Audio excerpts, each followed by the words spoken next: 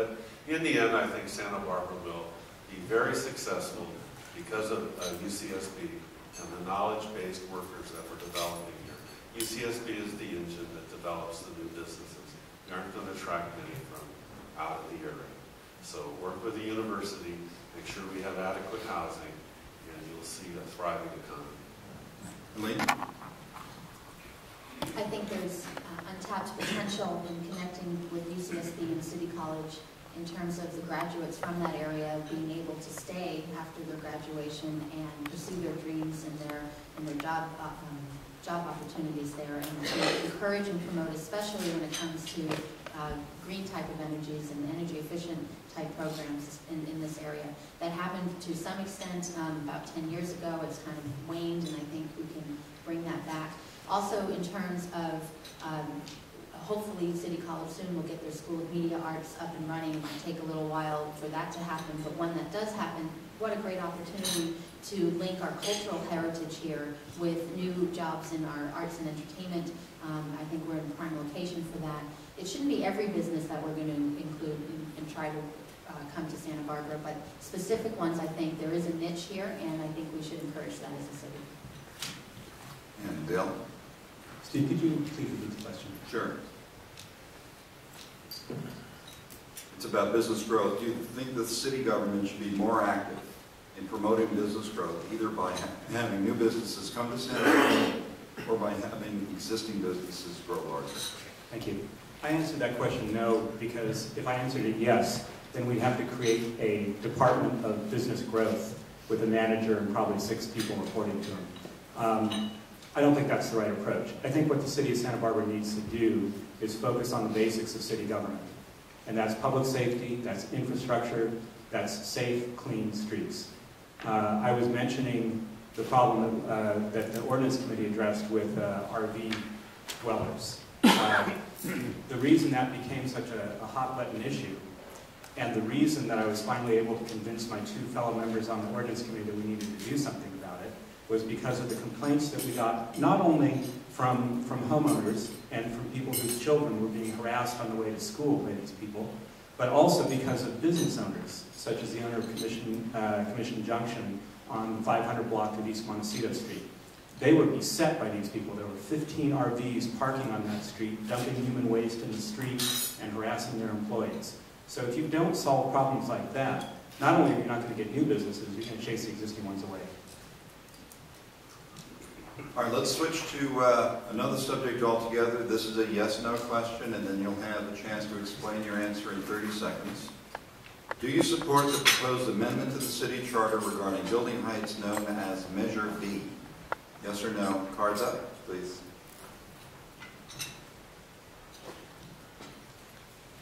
All right, I see 2 no's, 1 yes, and 2 abstentions. All right, we'll start with Isaac. No, I do not support Measure B. I believe that Measure B would have unintended consequences. There was no environmental impact report done on that, which I believe it should have. And if we amend the charter to Measure B, we are going to have problems down the road, not only for new buildings, but perhaps replacing some of the buildings that exist now, should they be destroyed. Steve? I believe in building heights. I certainly wouldn't want to see a 100-story building in downtown Santa Barbara. I don't believe in ballot box planning. I think we have a very tough review process in Santa Barbara. If you've ever been through ADR, Landmarks, Planning Commission, or the City Council, they look at all the variables of planning, not just the height of a building, but the bulk of a building, how it fits into with its neighboring buildings.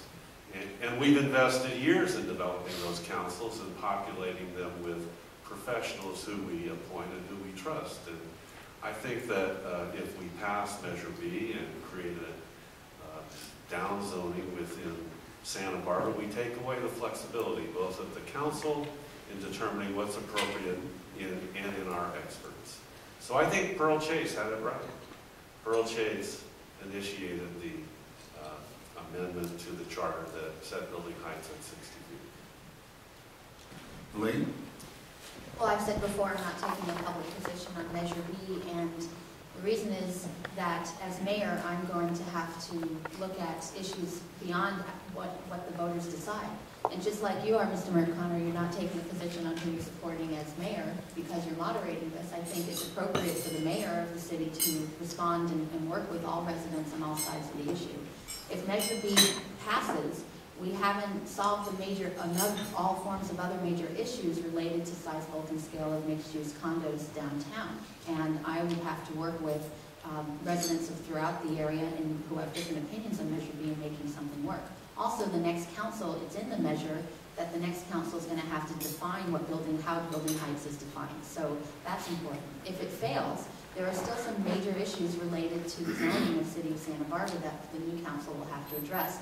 And as mayor, I'm going to need to work with everyone involved in getting 5 votes to make any changes. Dale?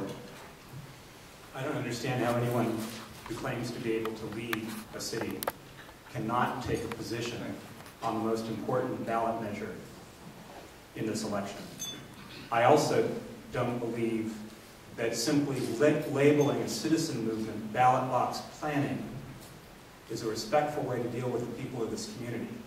The kind of planning we have right now is an incestuous kind of planning between developers, certain well-placed architects, land use attorneys, planning consultants who are ex-city and county employees. Those are the people who are running the show. I don't want to wait around for Plan Santa Barbara to tell me what to do. And I know the people in this city don't want to either. The reason this ballot measure is on the ballot is because City Council refused to do anything about it except a feeble attempt at sabotaging it. I think Measure B will make Santa Barbara, keep Santa Barbara, the beautiful place that it has been for so many years, and that it will add, not subtract, to property values in the long run. Do people know who Lillian Child is and her history in this community? She was the lady who owned the zoo and all. And it's amazing how people don't know about her. Anyway, I had an argument with my girlfriend Nancy saying, well, 40 feet, 60 feet, I'm against what happened to Chapala because it's right next to the sidewalk going 4 stories up. I want to see 8 feet back, some plants, maybe go up a little bit, set back, 20 feet the next little area. That's what I would like to see. I'm not, for 40 feet or 60 feet. I'm for making it look nice. And, Chapala, as a lot of you see, right next to the sidewalk, straight up, 4 stories. That's what I'm against. Isaac, did you want to use your rebuttal card? I thought I saw you start there. Yeah. Yes. Okay. Elena, You want to pick up the mic? yes, I'm going to remain neutral on Measure B. You was a part of the system that created Action Measure B for your council actions. So how do you say now that you don't take a position on it? That a question for me for later? You want to do that? We'll try that later on. All right, so we have one more question with a few subparts, and it has to do with the city budget. A number of you have already touched on city budget issues. I want to bear down on this a little bit because it's such an enormous part of what the future city council is going to have to grapple with. First has to do with program reductions. Identify one city expense item you would reduce and why. And you have 30 seconds. Can you repeat that, please? Sure. Identify one city government expense item you would reduce and why. All right, let's start with Steve. Well, it's going to be, I would imagine that the next fiscal year will be the most difficult fiscal year that any council's ever faced in our lifetimes. And I think it's going to require some unusual thinking and creativity. Here's what I think would be an interesting way to approach both an expense and a revenue opportunity. So the parking district is an enterprise fund, but the city could